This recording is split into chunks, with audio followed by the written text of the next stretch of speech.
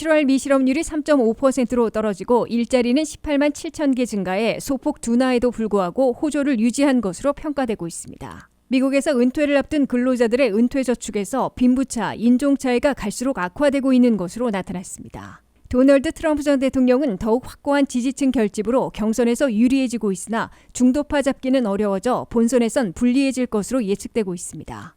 미국 현대 기아자동차는 최신형 9만 2천 대에 대해 오일 펌프 전기 장치에 화재 위험이 있어 리콜키로 했습니다. 메릴랜드의 가족들과 함께할 수 있는 매력적인 단기 여름 휴양지를 소개합니다.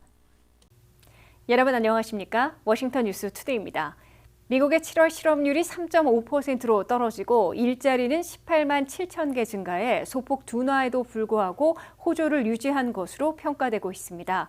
2년 반 동안이나 일자리 증가를 이어가고 있는 데다가 지난해 한 달 평균 40만 개 증가에 비하면 냉각된 것이지만 11번 금리 인상에도 한 달 20만 개 안팎의 증가를 유지하고 있어 양호한 수준을 기록하고 있습니다. 안혜린 기자의 보도입니다. 미국 경제의 버팀목 역할을 하고 있는 고용이 7월에도 양호한 수준으로 버틴 것으로 나타났습니다. 미국의 7월 실업률은 3.5%로 전달보다 0.1포인트 떨어지며 사실상 완전 고용을 유지한 것으로 연방노동부가 4일 발표했습니다. 특히 7월 한 달 동안 미국 경제에선 18만 7천 개의 일자리를 늘렸습니다. 이는 전달의 일자리 증가폭에 비하면 최초 발표됐던 20만 9천 개에서 더 냉각된 것이지만 수정치인 18만 5천 개와 비슷한 수준을 유지한 겁니다. 이에 따라 미국의 일자리 증가는 6월과 7월 한 달 20만 개 아래로 다소 냉각됐으나 급락하지는 않고 있어 물가 잡기를 위한 11번의 금리 인상에서도 호조를 유지하고 있는 것으로 평가되고 있습니다. 연준은 지난해 3월부터 올 7월 말까지 16개월 동안 11번이나 기준금리를 올려 5.25 내지 5.5%로 끌어올렸고 물가 인상률을 3%로 진정시키는 데 성공했을 뿐만 아니라 우려했던 일자리 둔화도 저지하고 있는 것으로 분석되고 있습니다. 이 같은 7월의 고용 성적으로 미국 경제가 올해에는 불경기 없이 물가를 잡는 소프트 랜딩에 성공할 것이라는 기대가 흔들리지는 않고 있습니다. 미 근로자들의 시간당 임금, 즉 시급은 7월에 월간으로는 0.4% 올라 연간으로는 4.4% 인상된 것으로 계산돼 전달과 같은 수준을 이어갔습니다. 근로자 임금 인상과 고용주들의 고용비용 상승은 물가 오름세로 이어질 수 있으나 급격하게 인플레이션을 악화시킬 수준은 아닌 것으로 해석되고 있습니다. 7월의 업종별 고용을 보면 생산 분야 건설업에서 1만 9천 명을 늘린 반면 제조업은 2천 명을 줄여 희비가 엇갈렸습니다. 서비스 분야에서 헬스케어 업종은 가장 많은 6만 3천 명을 늘렸습니다. 사회 지원에서 2만 4천 명, 재정활동에서 1만 9천 명, 도매업에서 1만 8천 명, 레저호텔 식당에서 1만 7천 명을 각각 증가시켰습니다.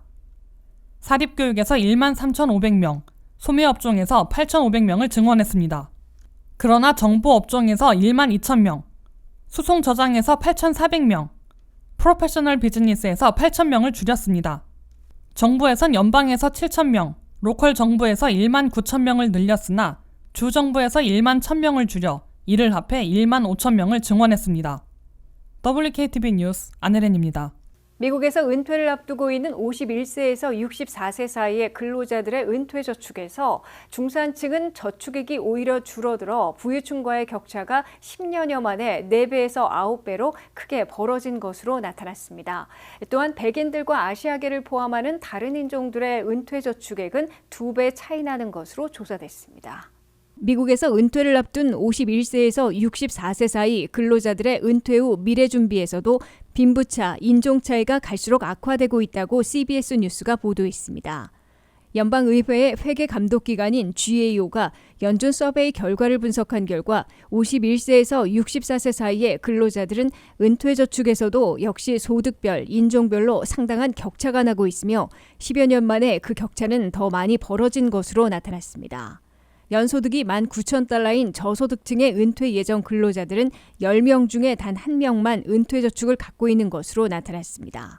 2007년 대불경기 때에는 저소득층에서도 5명 중 1명이 은퇴 저축을 갖고 있었으나 2019년 현재는 그보다 절반으로 급감한 것입니다. 심지어 중산층 은퇴 예정 근로자들은 은퇴 저축액이 오히려 줄어든 것으로 나타났습니다. 중산층의 중위 은퇴 저축은 2007년 8만 7천 달러였으나 2019년에는 6만 4,700달러로 감소했습니다. 미국 경제는 2007년부터 2019년까지 12년 사이에 대불경기 2년에 이어 팬데믹에 따른 일시 불경기를 겪은 적이 있으나 경제 성장과 소득 증가, 주가 급등 등의 놀라운 성과를 이뤄왔으나 서민들의 은퇴 저축은 더 악화된 것으로 CBS 뉴스는 지적했습니다. 반면에 고소득층이 거의 모든 혜택을 누리고 있는 것으로 나타났습니다. 고소득층 은퇴 예정 근로자들은 10명 중 9명이 은퇴저축을 갖고 있으며 은퇴저축은 10여 년 동안 2배나 증가한 것으로 조사됐습니다. 고소득층의 은퇴저축은 2007년에는 33만 3천 달러였으나 2019년에는 60만 5천 달러로 2배 불어났습니다. 이 때문에 은퇴저축에 있어 고소득층은 중산층보다 2007년 4배 차이에서 2019년에는 무려 9배 격차로 크게 벌어진 것으로 나타났습니다. 인종별로 보면 은퇴저축을 갖고 있는 비율에선 백인들이 63%인 데 비해 아시아계를 비롯한 다른 인종들은 41%로 큰 차이가 났습니다. 더욱이 흑인 근로자들은 35%만 은퇴저축을 갖고 있어 가장 저조한 것으로 지적됐습니다. 은퇴저축액도 백인들은 평균 16만 4천 달러나 되는 데 비해 다른 인종들은 8만 달러로 2배나 격차가 나고 있습니다. 올 들어 세 번째로 형사 기소된 도널드 트럼프 전 대통령은 지지층이 더 확고하게 결집하고 있어 경선에선 갈수록 유리해지고 있는 반면 중도파 잡기는 어려워져 본선에선 불리해질 것으로 예측되고 있습니다. 트럼프 전 대통령은 잇따른 형사 기소에도 50% 이상의 지지율로 경선 라이벌들을 3배 이상 압도하고 있는 독주가 흔들리지 않고 있으나 무당파, 중도파들의 염증을 살 수 있어 11월 본선에서는 불리할 것으로 지적되고 있습니다. 한면태 기자의 보도입니다. 형사 기소되고 있는 미국 최초의 전직 대통령이자 차기 대선의 공화당 선두주자인 도널드 트럼프 전 대통령은 상반된 위상과 마찬가지로 지지층 결집으로 경선에는 유리하고 중도파 잡기 곤란으로 본선에는 불리할 것이라는 평가를 여전히 받고 있습니다. 보수적인 월스트리트저널은 트럼프 전 대통령이 잇따라 형사 기소되고 법정에 소환되더라도 지지층 결집 대우를 갖고 있으며 기수와 랠리가 반복되고 있다고 보도했습니다. 도널드 트럼프 전 대통령은 올 들어 세 번째 형사 기소돼 세 번째로 법정에 소환돼 세 번 모두 무죄를 주장하고 강력한 법정 투쟁 의지를 분명히 하고 있습니다. 잇따른 형사 기소는 오히려 트럼프 전 대통령을 열렬히 지지하는 코어 팬들을 중심으로 전체 공화당원들의 지지를 결속시키고 있습니다. 리얼 클리어 폴리틱스가 종합한 지지율을 보면은 4일 현재 트럼프 전 대통령은 53대 18%로 론 드산티스 플로리다 주지사를 3배 차이로 압도하고 있습니다. 트럼프 전 대통령이 같은 경선전에서의 압도는 올 들어 6개월 이상 흔들리지 않고 있습니다. 골수 트럼프 팬들뿐만 아니라 대다수 공화당원들은 트럼프 전 대통령에 대한 기소가 그의 대통령 재당선을 막기 위한 정치적 동기에 의한 것으로 간주하고 있어 앞으로도 확고하게 결집하고 결속할 것으로 월스트리트저널은 내다보고 있습니다. 이 때문에 내년 1월 15일 아이오와 코커스와 1월 말 뉴햄프셔 프라이머리로 시작되는 2024 대선을 위한 공화당 경선에서 트럼프 독주를 과연 드산티스 등 다른 후보들이 저지할 수 있을지 의문시되고 있습니다. 뉴욕타임스가 4일 보도한 아이오와 지지율에 따르면 트럼프 44%, 드산티스 20%로 전체의 54대 17%보다는 좁혀지지만 여전히 2배나 앞서는 것으로 나타났습니다. 더욱이 트럼프 전 대통령에 대한 잇따른 기소는 공화당 전체 진영에서 민주당 정권에 맞서 강하게 싸우며 방어해줘야 하는 사안이어서 다른 10여 명의 경선 후보들이 대놓고 비난하지 못하고 있어 오히려 트럼프 비난 없이 돌파구를 찾는 데 더 어렵게 만들고 있습니다.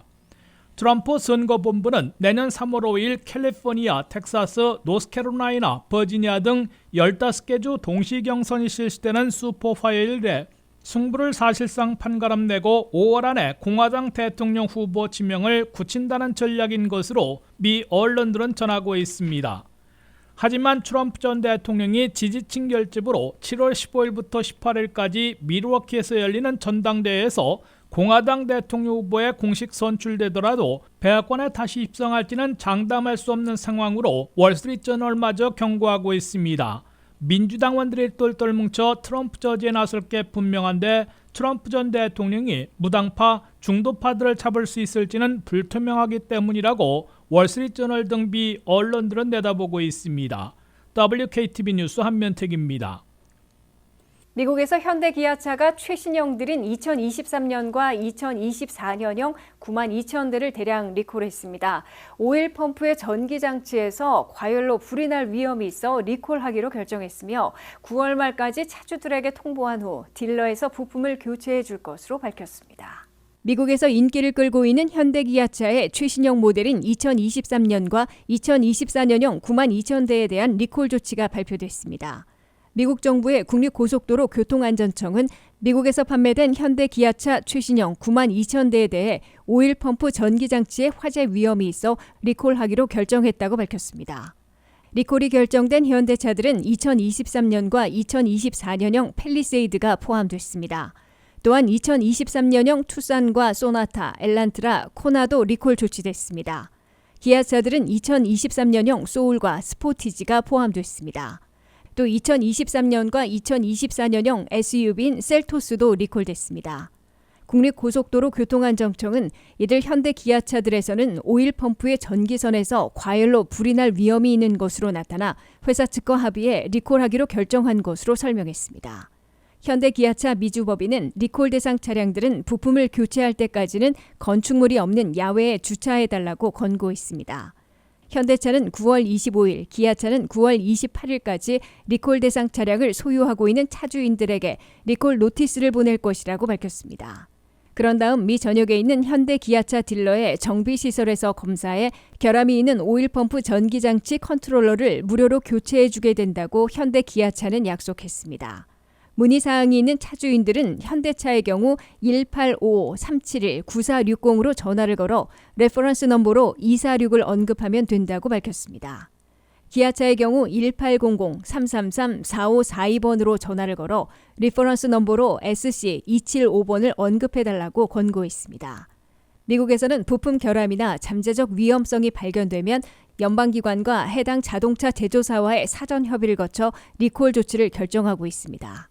버지니아에 이어 메릴랜드에도 당일 또는 주말 여행하기 좋은 명소들이 많습니다. 메릴랜드의 바닷가 휴양지 하면 오션시티가 유명하죠. 하지만 가격이 부담스럽고 관광객이 많이 붐비는 휴양지를 피하고 싶다면 그 근방에도 숨어있는 매력적인 장소들이 많이 있다고 합니다. 아이들과도 함께하기 좋은 당일 방문지부터 주말 코스까지 안혜린 기자가 소개합니다. 버지니아에는 가족들과 함께할 자연 관광지가 있다면 메릴랜드는 좀 더 도시적인 분위기도 함께 즐길 수 있는 여유 있는 장소들이 기다리고 있습니다. 메릴랜드에는 유명한 오션3와 함께 애팔레치아 트레일, 남북전쟁 국립전적지도 있어 방문할 곳이 많습니다. 특히 직접 과일을 딸 수 있는 지역 농장과 와이너리들이 많아 관광과 맛투어, 싱싱한 과일 구매를 함께 할 수 있는 실속 있는 장소들이 곳곳에 숨어 있습니다. 볼티모어에는 메릴랜드 동물원과 수족관이 있습니다.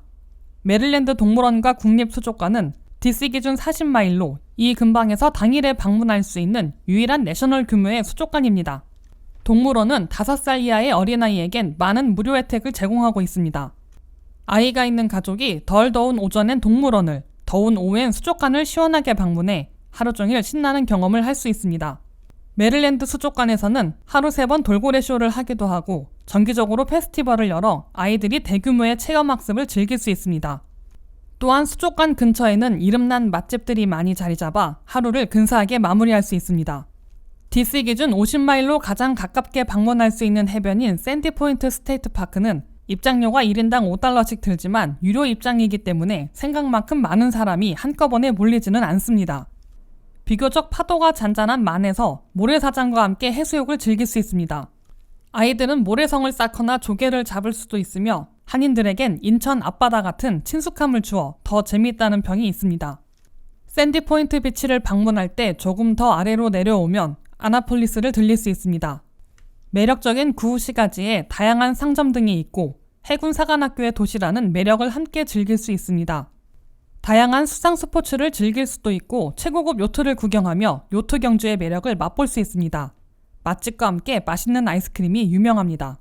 오션3부터는 약 240마일로 당일 방문은 어렵습니다. 오션3는 너무나 유명한 휴양지로 다른 설명이 필요 없습니다. 만약 오션3의 혼잡함을 조금 피하고 싶다면 바로 근처에 있는 메들린이나 솔즈베리라는 지역을 함께 들리는 것도 좋은 선택입니다. 빅토리안 시대의 번화가가 놀랍도록 잘 보존되어 있으며 미국의 앤틱함을 마음껏 즐길 수 있습니다. 산악 하이킹이 체력적으로 부담스러우신 분들은 여유 있는 산책과 함께 정기적으로 열리는 맥주 페스티벌에서 수많은 크래프트 맥주를 맛보며 라이브 음악을 즐긴다던가 와인 페스티벌에도 참여할 수 있습니다.